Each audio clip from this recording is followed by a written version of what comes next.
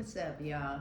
It's Deidre, One Shot Game, and I'm back with another banger for the people this time, though. I got a question. I need you guys to drop your comments. I need you guys to like, share, subscribe, snitching. Everybody can relate to a certain situation where snitching got technical. What are you guys' personal thoughts on snitching? Please drop your comments and your thoughts below, because I personally believe, and I'm pretty sure that other people may believe the same thing, snitching is universal when the situation comes to you.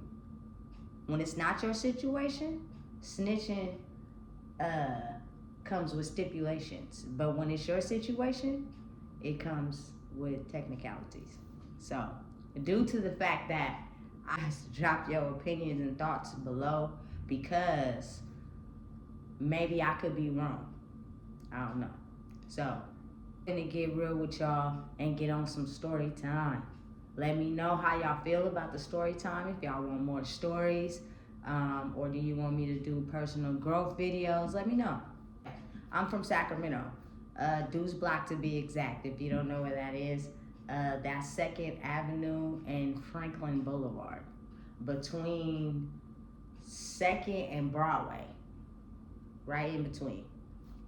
So, maybe 16, and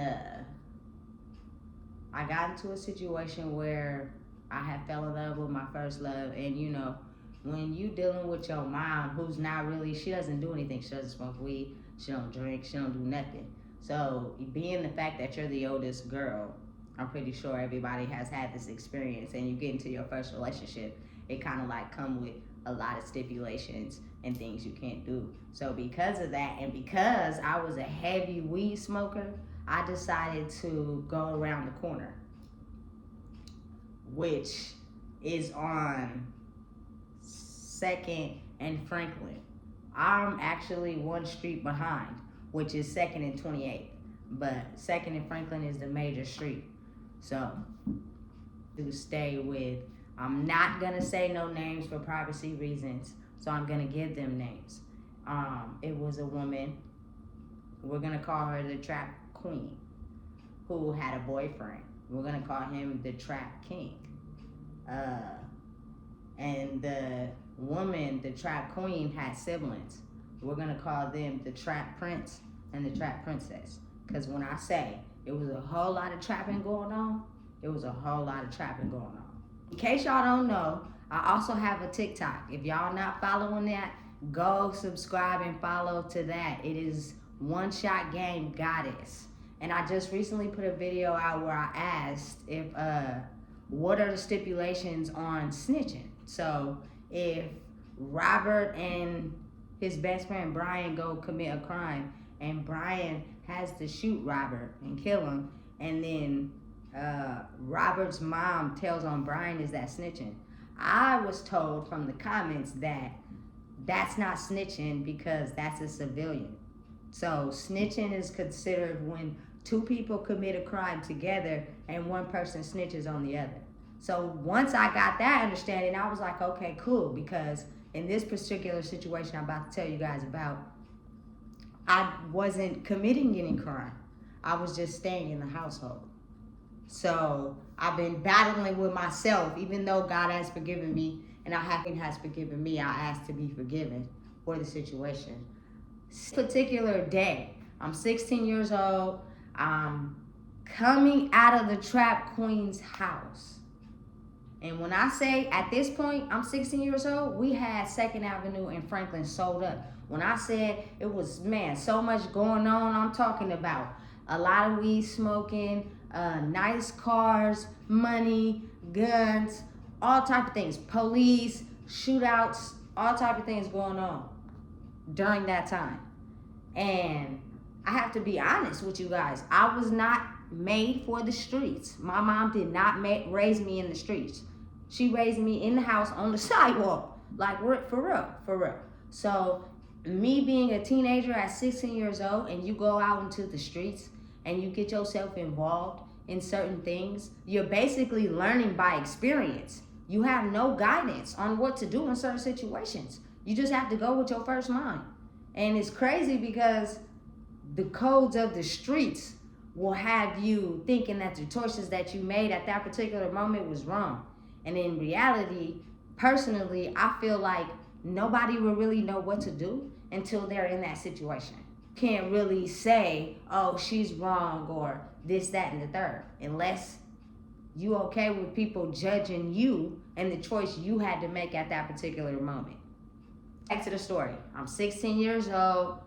My mom, you know, she's a square. She's doing her, and she's pregnant with my little sister at the time. So I'm over here on 2nd and Franklin where everything is going on. But remind you, again, I'm not for the streets. So I'm just in this, looking at it, observing, taking in the scene, and seeing what's going on. And I'm telling you, it's so much going on. I'm staying at the Track Queen's house. When I tell you, it is so many blunts going around every single day between the Track Queen, the Track King, the Track Princess, the Track Prince, and me. We all lit all the time. On this particular day, I wake up. Everybody's still asleep. You feel me? I wake up, I go out the house.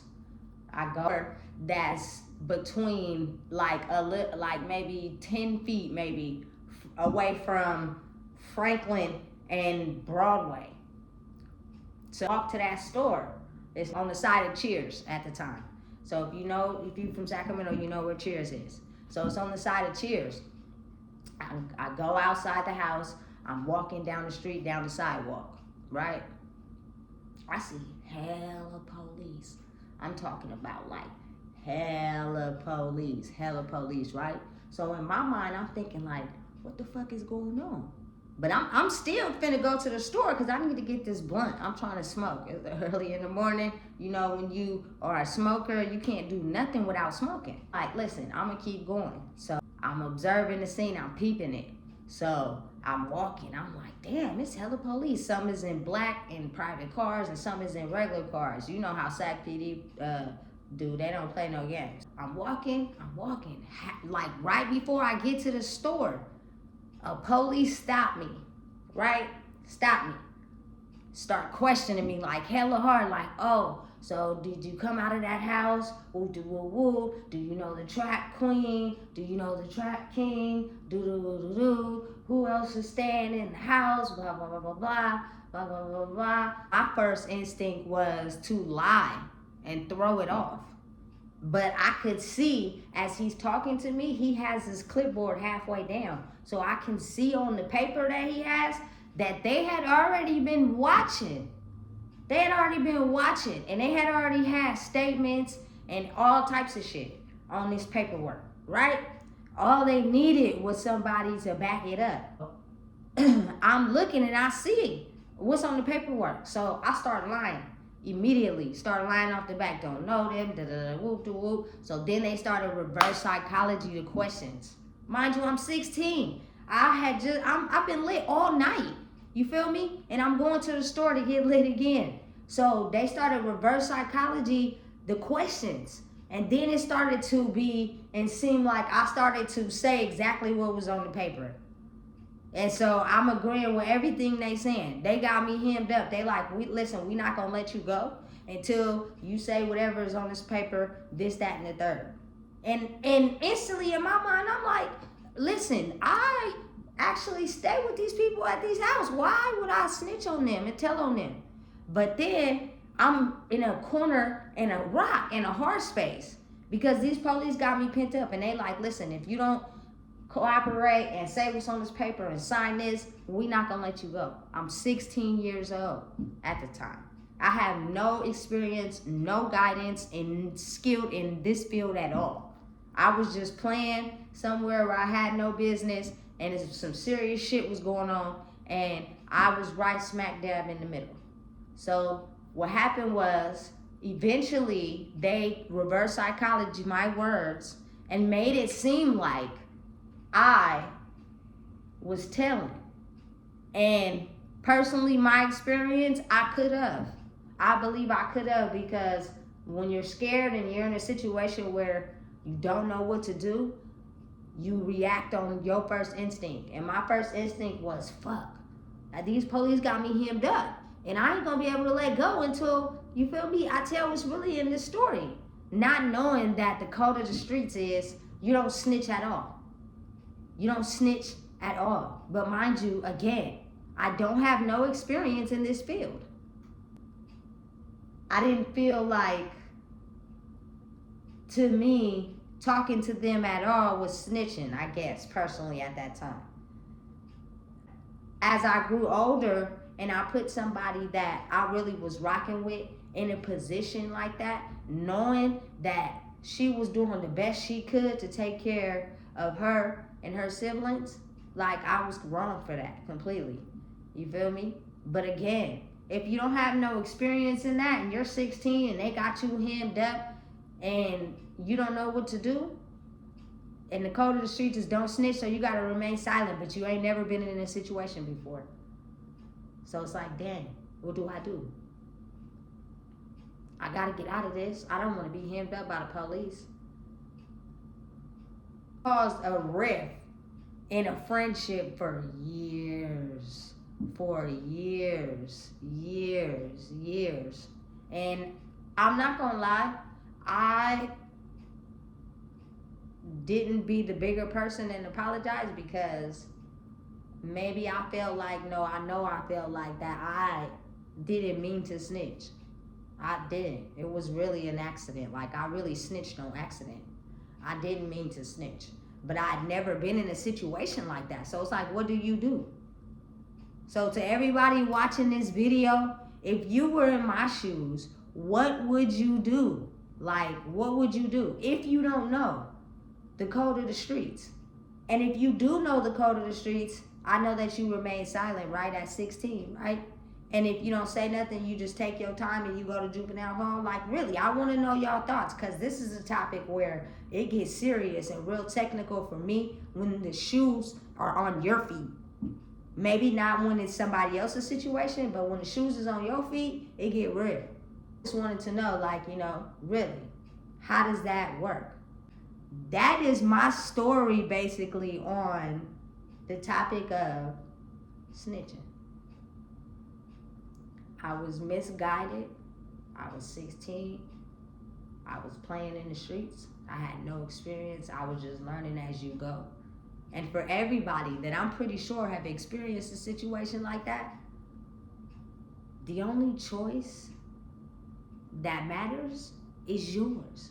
Because the only person there with you is you and God. Nobody else is there. So, don't let other people judge your life, man. Be out there being safe, though. Stay safe. We don't need another tragedy. But at the same time, don't let people judge your life.